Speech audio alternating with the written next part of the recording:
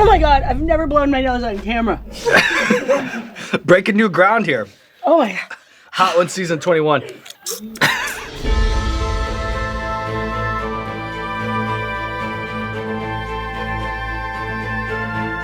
Hey, what's going on, everybody? For First We Feast, I'm Sean Evans, and you're watching Hot Ones. It's the show with hot questions and even hotter wings. And today we're joined by Melissa McCarthy. She's an Academy Award-nominated actor whose resume includes everything from beloved TV sitcoms to record-shattering comedies and acclaimed dramatic performances. You can also catch her as Ursula in Disney's The Little Mermaid, which is set to release in theaters on May 26th. Melissa McCarthy, welcome to the show. Thank you. See you tomorrow. Have you ever had anybody just leave right away? No, you know what? That would be a new record, you know. God, I should have done it. Why did I ask? You had your chance. You had your chance. But here you are, trapped. You're a hostage on the show now. I know. How are you around spicy food before we get started? Terrible. I have no threshold for spicy at all, which would make this one of my worst choices in life, and I make kind of bad choices. So this is saying something.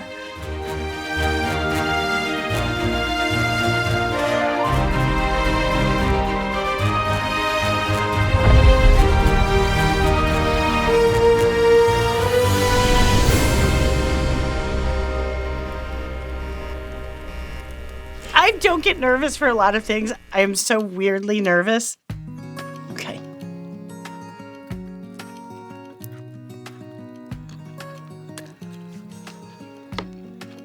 That's one. Mm-hmm. Okay, I can tell. Oh, it's getting, but it's warming up. Yeah, a little bit. A little bit. Okay. We're in for one today.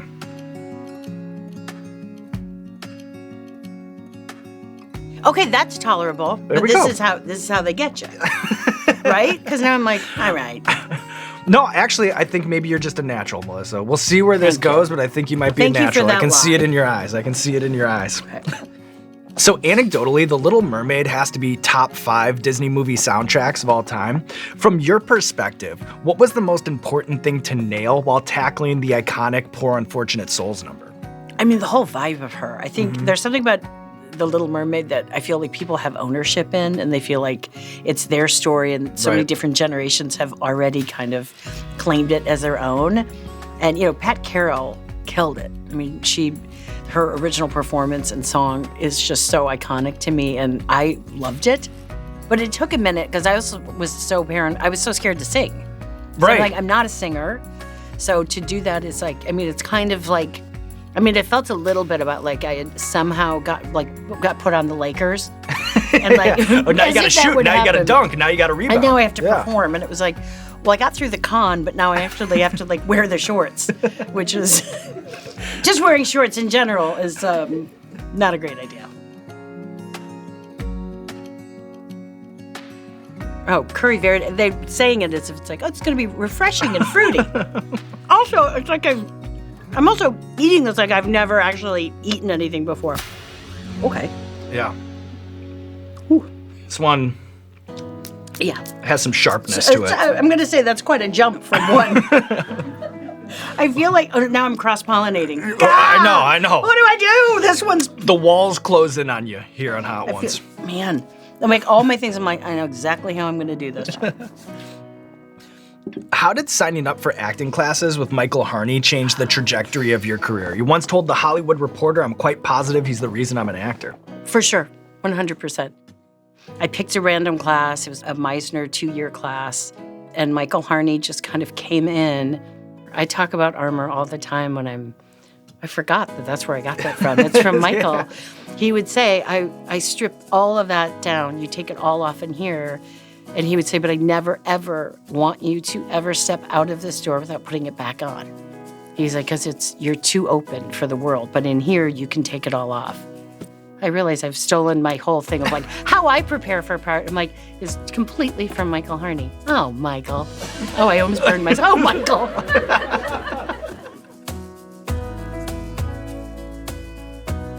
We're going to 3? We're going to 3. And maybe it's time to put the armor back on, you know, for Yes. I would like mouth armor right now. I don't know what's happening, but now I'm like, pretty good. As a member of SNL's 5-Timer Club, what do you think is like the closest you've ever flown to the sun while hosting that show live? I think the craziest thing is I did on the 40th, I was coming onto the news, and it was with Tina Fey, and it was, I think Jane Curtin had come back, and Amy was on it, and then they were like, you come in, and I was doing Chris Farley's Down by the River guy.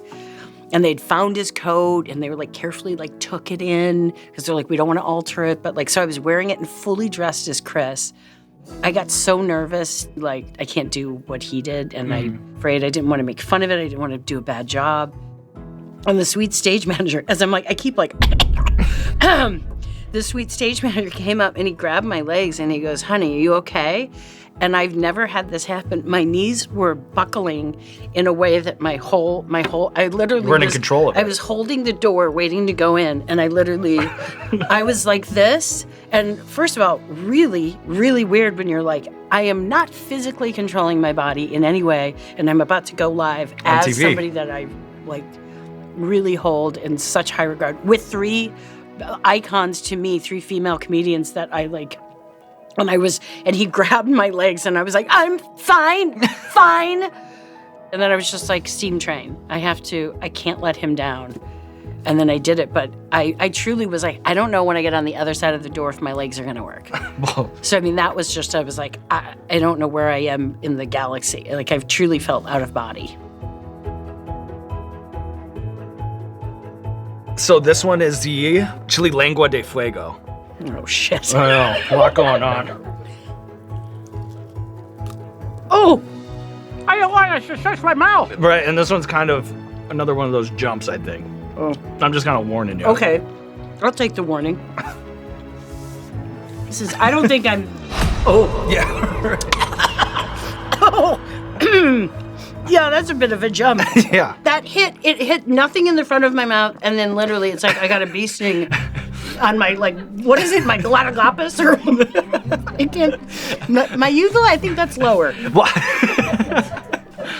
on that note, let me just ask you an interview question, you know? Sure.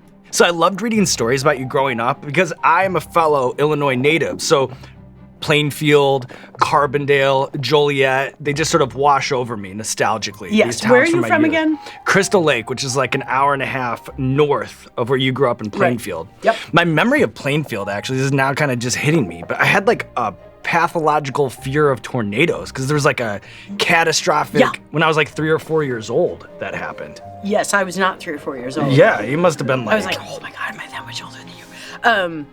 Yeah, no, there's a good reason to associate that. It's like there's Tornado Alley, which is now exactly where my parents live, which is fun. I was down at SIU at Carbondale, and here, I'll just clear my throat with this whole milk. Nothing really straightens up a throat like whole milk. And I came home for the weekend just to like see my parents and like see some friends. And I went and I was visiting a friend who like lived in these townhouses. We were like sitting on the couch in front of like patio windows. I don't remember what happened, but I think it must have been a pressure change. And I just remember him grabbing me like really roughly and jerking me by the shirt. And we went towards his basement stairs. And then we were like clearly lightning hit because it was such a loud sound. And now I know it's like the pressure felt weird, so we didn't know what was going on. And we stayed there for, a few minutes, but then it was just quiet again, like strangely quiet. And we came out and like that window was blown. Wow. And he's like, something's weird. And he went upstairs, and as he got closer to the top of the stairs, he just turned around and was like, the upstairs is gone. And then we walked outside, and he was the last house on this whole block. And there were groups of 2 townhouses together, and his was the very last one, and the entire block was gone. Whoa. Only into basements, and then it was just his first floor, and the one next to him was completely gone. And it was just the craziest thing. So you should be, it's not a crazy thing to be like, maybe Plainfield and tornadoes aren't friendly. What is this one? Los Calientes Rojo here. Oof. Oh God, too much, too Keep much. it blind. I got on my lips, I'm afraid. Why don't I feel anything? This is one of those that kind of takes a second to really find you. There. There we go. It's in a... Ooh. I know. Okay. I know. I understand. Good for the milk. Wait. I brought my Oh, own. wow, yeah, you've got stuff. I have my own milk. You're a genius. Genius at I work think it's over stretching. here. I put milk in a bottle, but I'll take it. Genius at work. All right, Melissa McCarthy, we have a recurring segment on our show called Explain That Gram, where we do a deep dive on our guest's Instagram, pull interesting pictures that need more context. So we'll pull the picture up over here on the monitor. You just tell us the bigger story. Okay. All right. Incredible picture. What's Christian! the backstory on rocking tracksuits to one of the biggest Look at Me red carpet events of the year? As Ben and I came in, literally everybody, as they caught us, they were just like, "Fuck you, fuck you," and I was like, and somebody would be like, "I'm dying inside. I'm dying in these shoes," and I was like, "I'm gonna get a drink because I'm in a tennis shoe." And by the way, that beautiful woman in the yellow dress, I was in a pharmacy in LA once, and she was ironically, and she goes, "I swear I don't only wear yellow," and I was like, "Okay," and she's like, You guys reunited. Yeah, but I didn't recognize her because she had her hair pulled back and glasses on. I just thought it was someone weirdly being like, "I like elephants," and she's like, "I don't always wear yellow," and I was like, "Well, don't we all?" And she goes, "No, I was the person standing in front of the picture when you and your husband went back," and she's like, "Can I take a picture?" So she was very nice, but I was like, "Oh, it's a reunion." Weirdly, the small of my back just got hot. Oof. Will this make I feel like maybe my lips will be fuller when I'm done. You get a little bit of a free treatment here on Hot Ones, you know? What's You're this welcome, one? Melissa McCarthy. It's the least we can do. This is the spicy shark. Throw in an eye lift, and I'll be here every week. Spicy shark, guys. Spicy shark. This is gonna be terrible.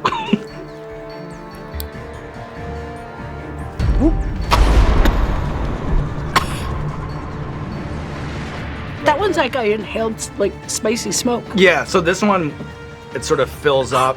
As you try to breathe in to live, It gets worse. It's like a gas that takes up all the space in the room. I know. It's escalating. Right, it's gonna build a little bit, but don't worry. For this question, I got a nice long wind up for you. There you go. Hit the spray milk. Hit the spray milk. The cow. Oh.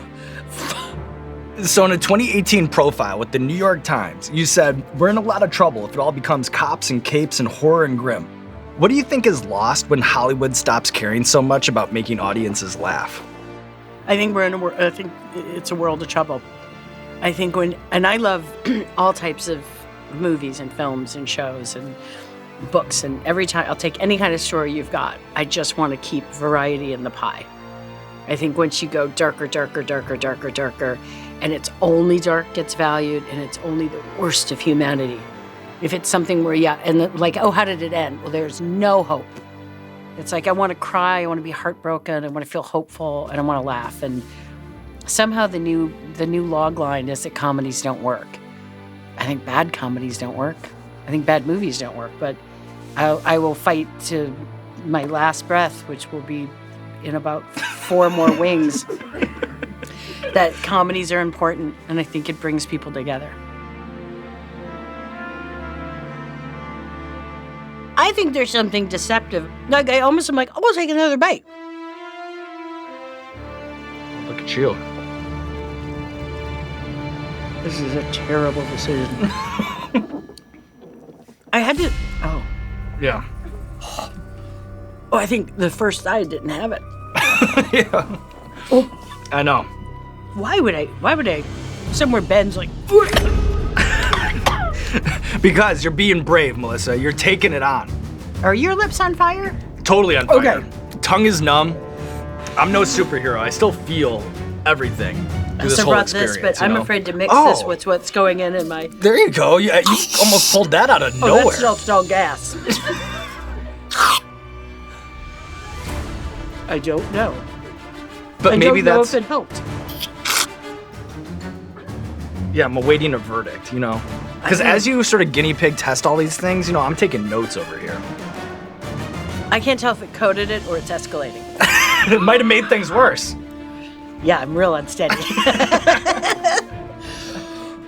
Okay.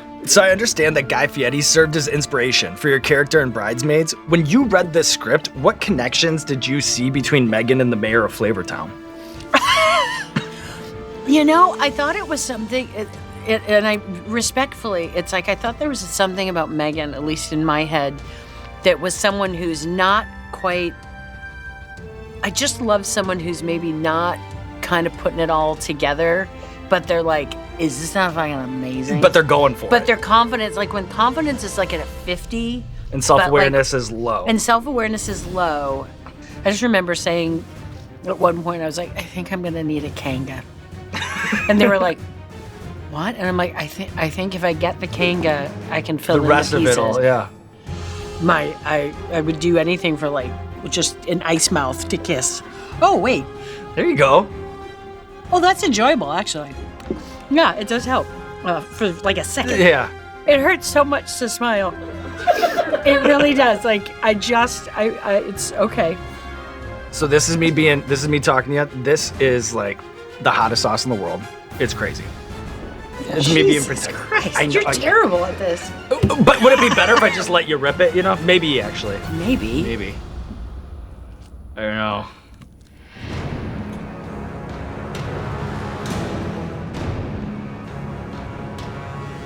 It neither tastes. Right.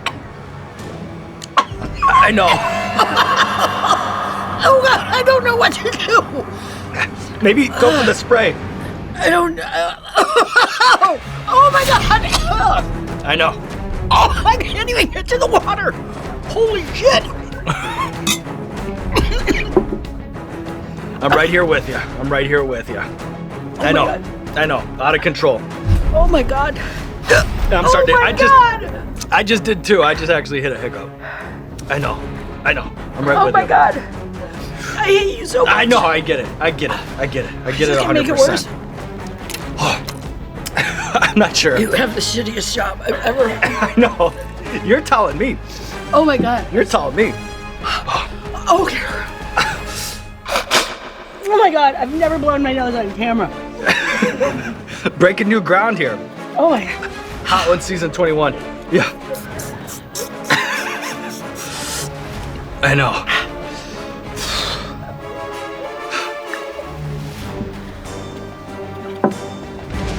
I accept it. What gets you fired up when watching home renovation shows? I've heard you. Somebody said it helped. I don't know. I've heard you compare yourself. Thank you so much. Yeah. I've heard you compare yourself to like a college football fan screaming at the TV when you don't agree with a design choice.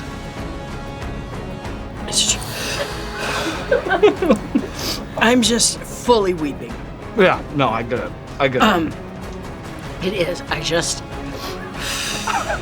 This bread's actually kind of working for me, by the way. I don't know who your bread guy is, but clutch. Oh my. I know. It's still. I know. Forever changed, you know, after that sauce. What's your legal situation? Oh, like, I think exposed, honestly. You've got to have lawyers like round the clock. I think it's. I'm gonna find out. I'm waiting for somebody to stress test that. Because Next week I it's just think me I'm exposed. in your polo, and I'm like, I think I'm exposed. Like, welcome back to Hot Ones. one time I was kind of trading notes with Bear Grylls. We seem a little exposed after talking to him. I'm so sorry. I get it. So much Kleenex work. Sorry, I'm not in control of it. Yeah. No, it's all good. No matter what you're going through on the show, way crazier things have happened, Melissa McCarthy. Okay. You know, at the end of the day, there's got to be some comfort in that. That's like when someone's like, you didn't get picked. We don't like you, but you did a good job. You're like, I still feel like shit.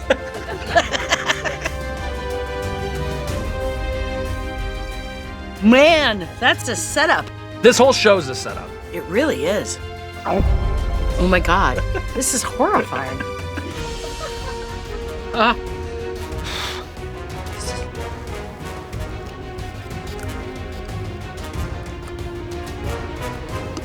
Right.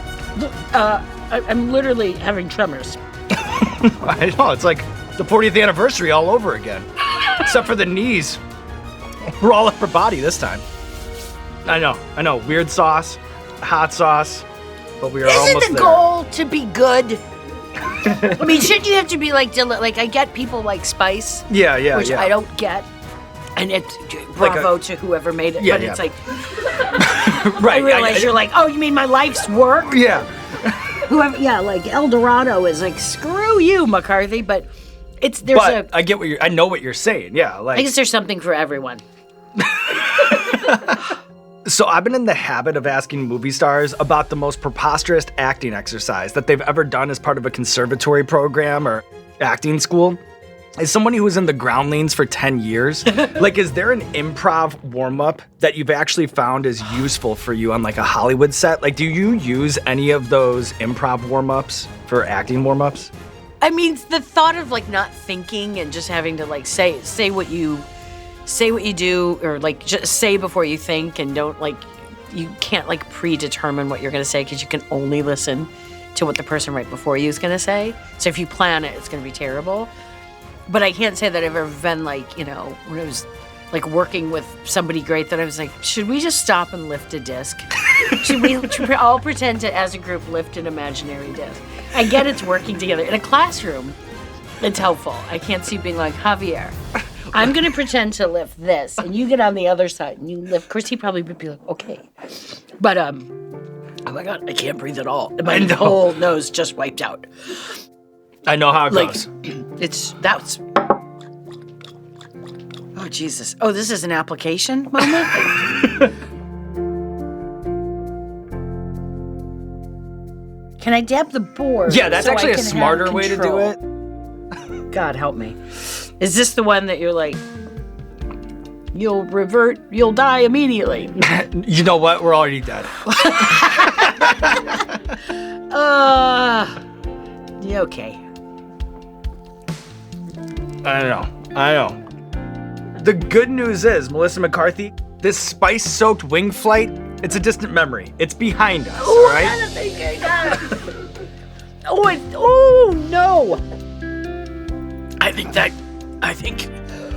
I've avoided it the whole time, and I think I got it. Oh, but not I, right? Not I. Okay, that's good. But no, it's still a part of my body.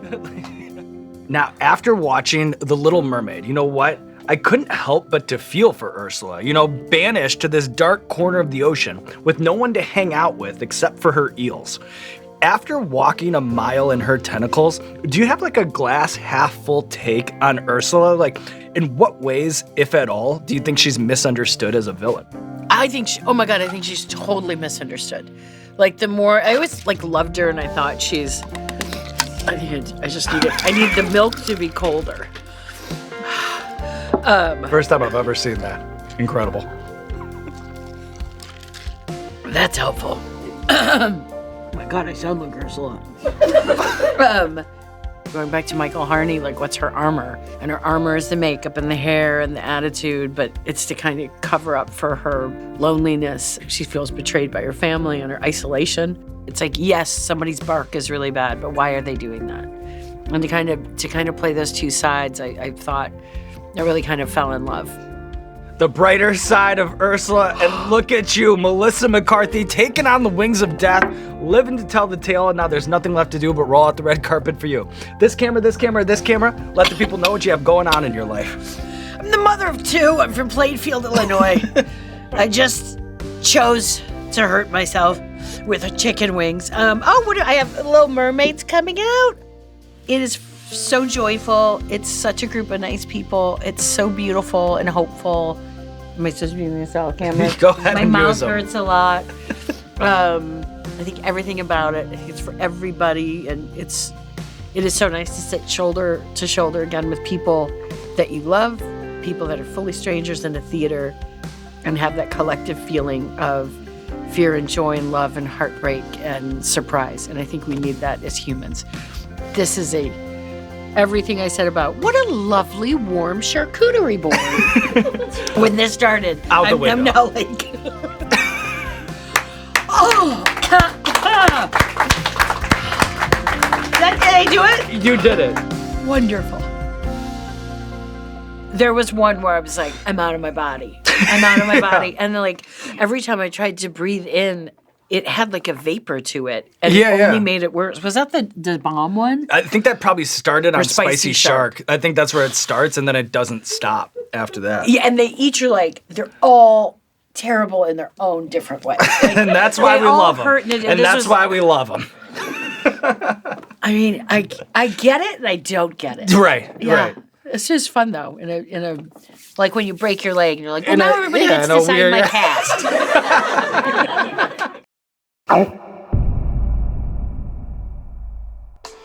Hey, what's going on, Hot Ones fans? This is Sean Evans, and if you've ever watched Hot Ones and wondered to yourself, how hot are those sauces really? I could get through that with no water or milk. Well, now is the time to put your money where your mouth is. The Hot Ones Season 21 lineup is now available in its entirety at heatness.com. Heatness.com. That's heatness.com to get your hands on the Season 21 Hot Ones hot sauce lineup. Milk not included. Be careful around the eyes and get them while they're hot.